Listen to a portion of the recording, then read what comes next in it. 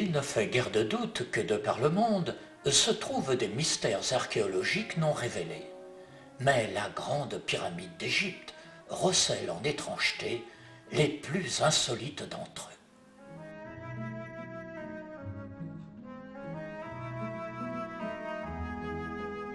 Cette pyramide aurait le don singulier d'enflammer les imaginations. Ne dit-on pas d'elle qu'elle est détentrice des plus grands arcanes que les hermétistes aient ambitionné de découvrir?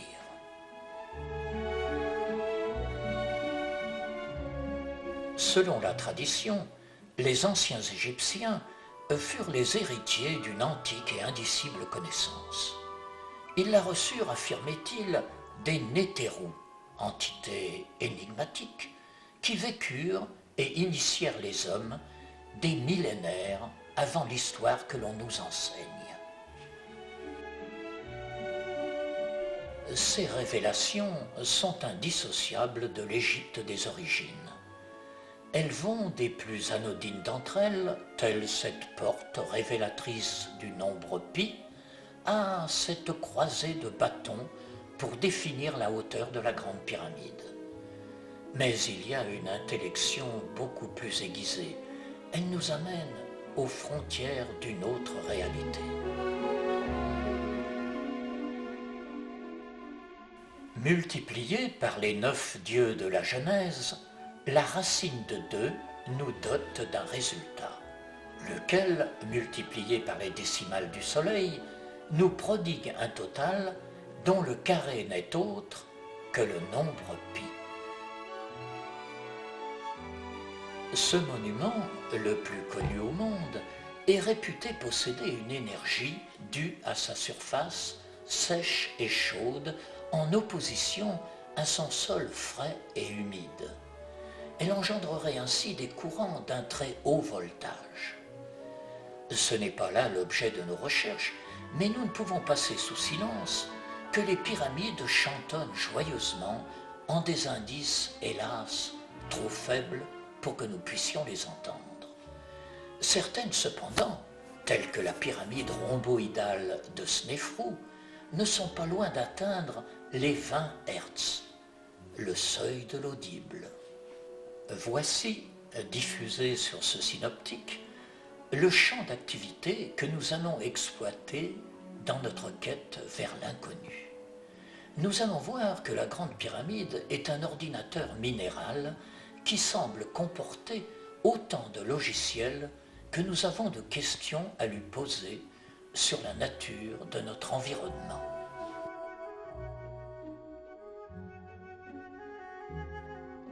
Toutefois, il nous semble nécessaire de préciser que les données numériques que nous allons utiliser ont fait l'objet de longues études et que nous les avons rendues définitives aux environs de 1994.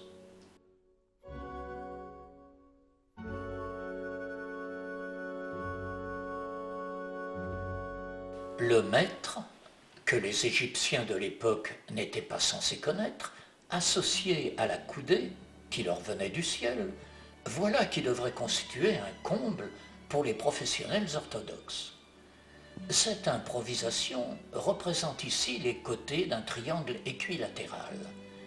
Avec le concours de l'Énéade, le mètre, adjoint à la coudée et multiplié par 1000, nous donne la hauteur sur le socle de la Grande Pyramide. Puisqu'il ne connaissait pas le mètre, comment se fait-il qu'en enlevant à la hauteur ce mètre problématique, la partie restante nous procure, divisée par la circonférence terrestre, l'année sidérale, avec toutes ses décimales, loin de la virgule? Le fait d'entendre que la Grande Pyramide réalise 3600 mètres de structure hors tout pourrait amener le sourire condescendant de quelques inconditionnels de l'enseignement dispensé. Ce sont là pourtant ces mesures, authentiques à quelques millimètres près.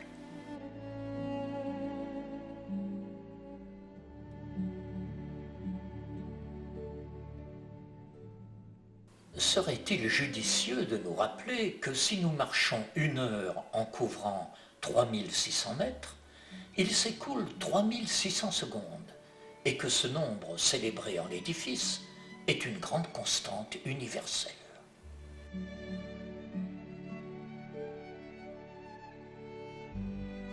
Aux équinoxes se manifeste un imperceptible creusement des faces de la Grande Pyramide. Il est de l'ordre de 94 cm sur plus de 230 mètres. Aussi provoque-t-il une sorte de brisure de la face sud par une consomption de l'ombre sur l'une de ses demi-faces. Ce phénomène est connu. Ce qui l'est moins, c'est que placé à l'angle sud-est de la pyramide, un observateur pourrait pressentir en ce creusement des faces la vision dimensionnelle du diamètre apparent de la Lune ou du Soleil. Ce petit espace vaut environ 30 minutes d'arc.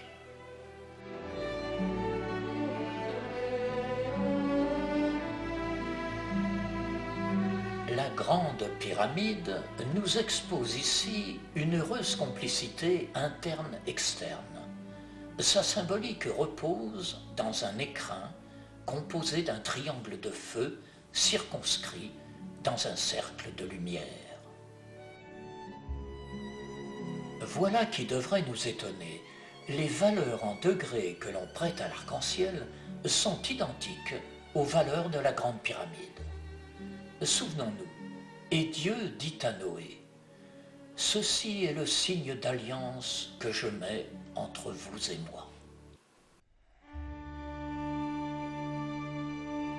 La goutte d'eau reçoit les rayons du soleil et les décompose en 2 valeurs numériques qui sont précisément celles de l'édifice.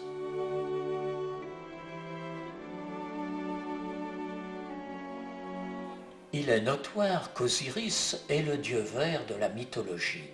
C'est ainsi qu'il s'insère au centre du spectre visible, dans la gamme du vert bleu à près de 42 degrés.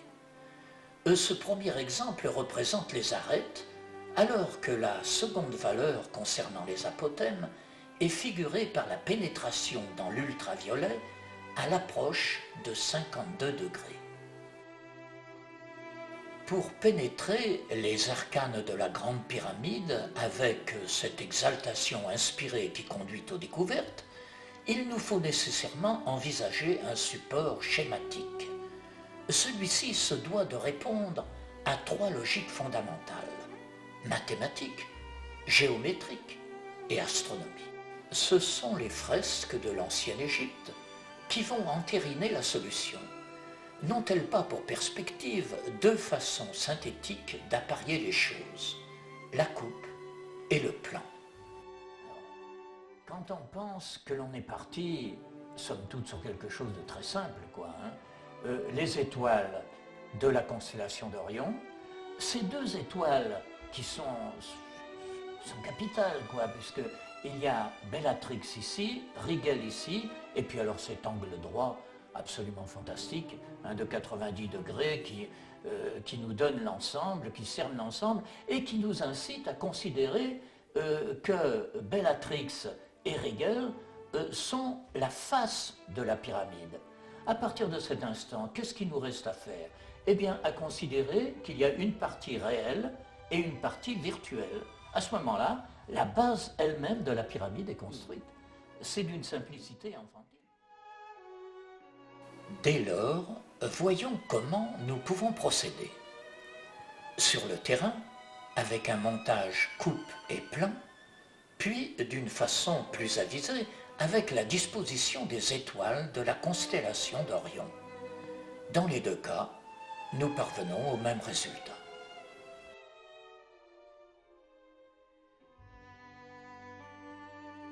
Parmi les textes égyptiens les plus anciens qui soient, ceux dits des pyramides, la constellation d'Orion est plusieurs fois mentionnée.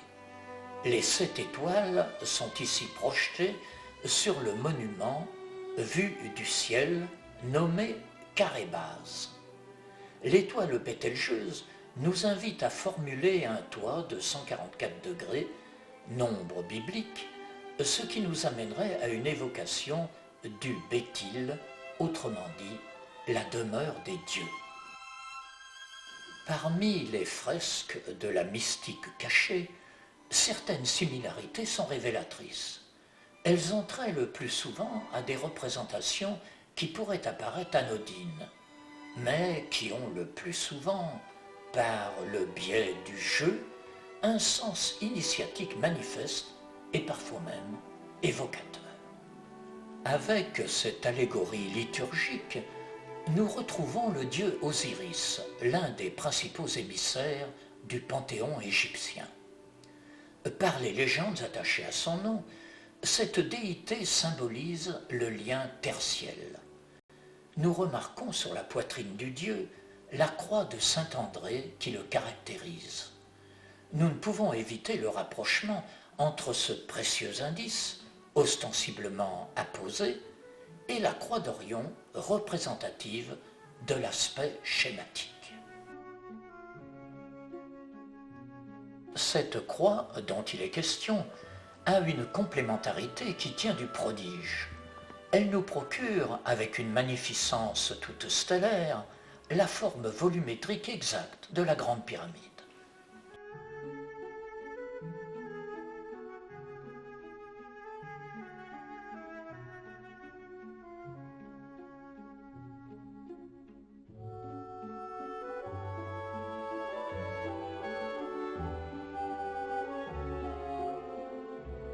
Nous retrouvons de précieux indices en l'art sculptural égyptien.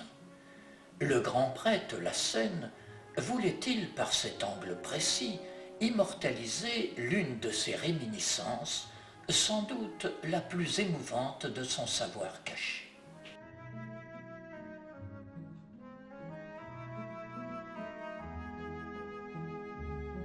Orion a une compagne, l'étoile Sirius.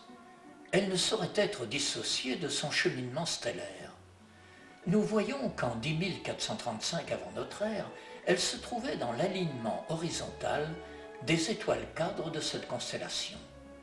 Ce fut, selon nous, l'époque cruciale de la construction des pyramides de Gizeh. Ces pyramides avaient pour mission de véhiculer dans le futur lointain un message d'espérance à une civilisation en déshérence spirituelle. La nôtre peut-être.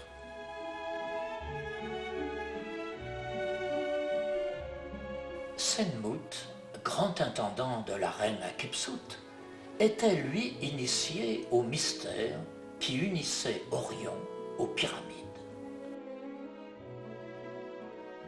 Sur le plafond de sa tombe figure une fresque célèbre, mais d'une complexité extrême. Elle exprime des époques en relation avec la position de certains groupes d'étoiles.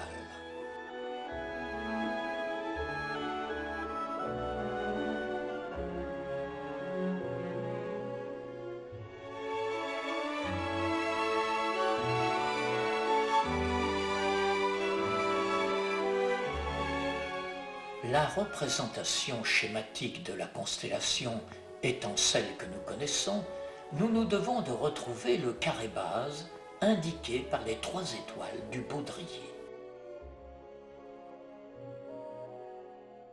Le texte vertical disparaît et les 2 panneaux glissent pour laisser apparaître un carré base identique à notre schéma.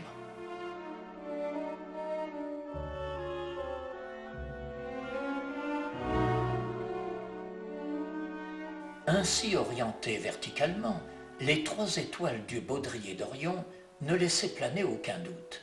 Il suffisait alors de replacer la fresque horizontalement pour retrouver l'emplacement appliqué sur le carré base de la constellation.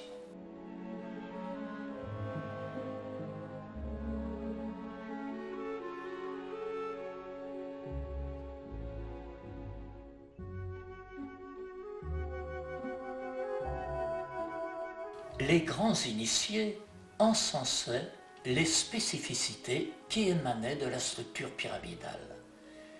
Ils louangeaient l'élaboration de tels édifices, en rattachant au divin Panthéon l'eurythmie de ses formes.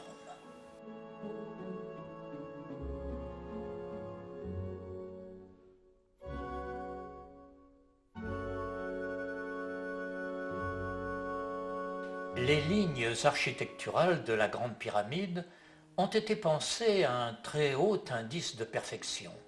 Elles répondent à une géométrie d'un espace quadridimensionnel que corroborent de multiples configurations.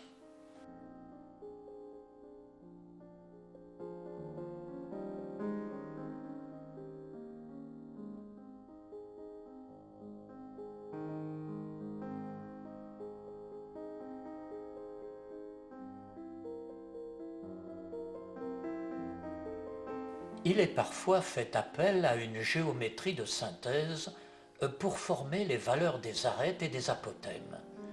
L'abstraction influencerait-elle la forme jusqu'à l'harmonie?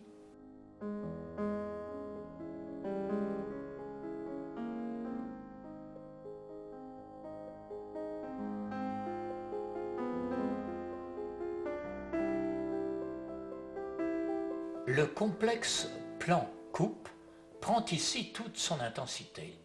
Un agglomérat de 4 triangles équilatéraux cerne la base et viennent compléter la beauté de l'esquisse originelle.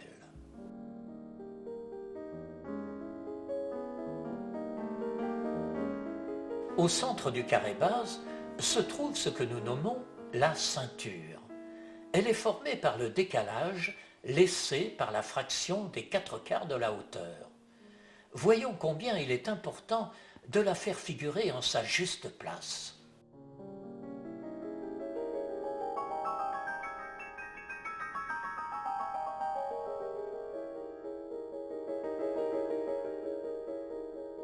C'est entre les deux lignes horizontales de cette ceinture que se trouvent, à des profondeurs différentes et vues en plan, les 3 célèbres chambres de la Grande Pyramide.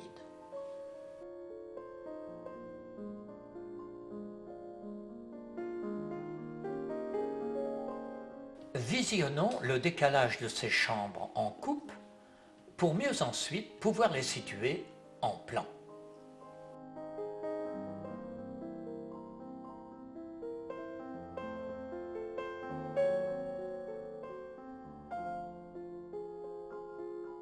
Puisque nous avons assimilé la situation de ces 3 chambres, laissons se produire l'invraisemblable. Nous avons une première surprise avec le rayon du cercle partant du centre de la pyramide pour rejoindre l'angle extrême de la chambre du roi. Il nous révèle le nombre pi.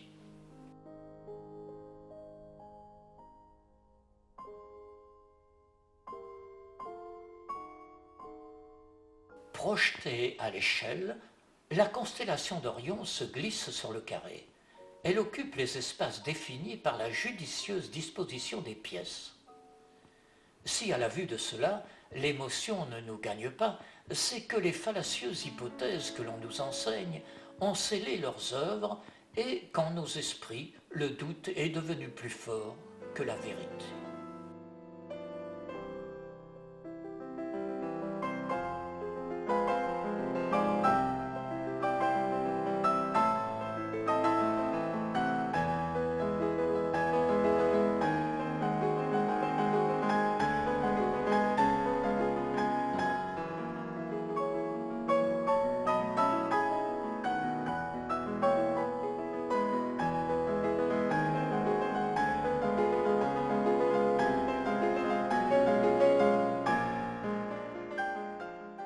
L'ensemble des éléments s'homogénéise pour nous signifier que les pyramides sont l'œuvre d'omniscientes entités en relation de pensée avec l'infini espace-temps. Les étoiles du baudrier, à elles seules, pourraient en témoigner. Ne se placent-elles pas sur les 2 lignes verticales et horizontales de la chambre de la reine?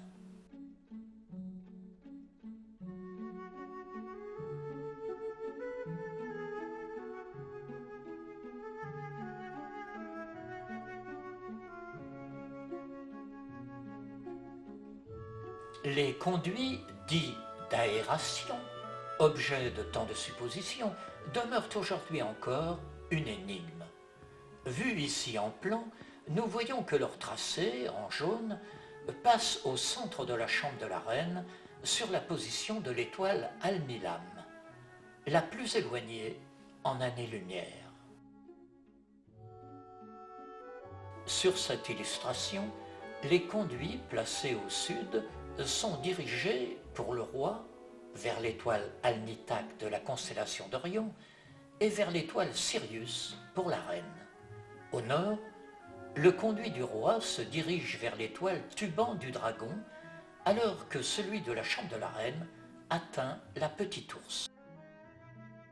Nous remarquons sur ce graphique que ces conduits, aux fonctions si contestées, ne sauraient limiter leur trajet à une escapade cosmique. Ils ont également une réalité structurelle au sein de la pyramide. C'est ce type d'association de principes qui devrait le plus nous étonner.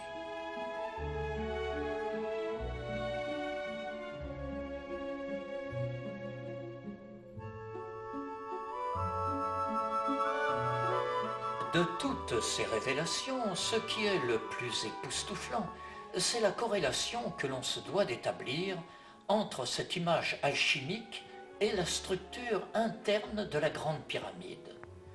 Soulignons que les conduits de la Chambre de la Reine n'ont été découverts qu'à la fin du XIXe siècle, alors que nous le voyons, ils figurent ici en bonne place sur une illustration du XVe siècle.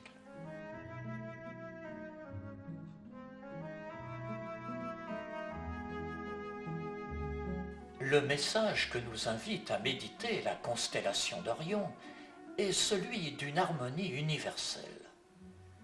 Chacune de ces étoiles est éloignée de centaines d'années-lumière de notre système solaire. Le total divisé par 10 000 nous donne la coudée égyptienne. Celle-ci servit de mesure à la construction de tous les temples d'Égypte. Et lorsqu'elle est multipliée par les 6 jours de la création, elle nous révèle le nombre pi. Mais peut-être nous faut-il aller chercher plus loin encore, à des années-lumière, une raison d'être que nous avons oubliée.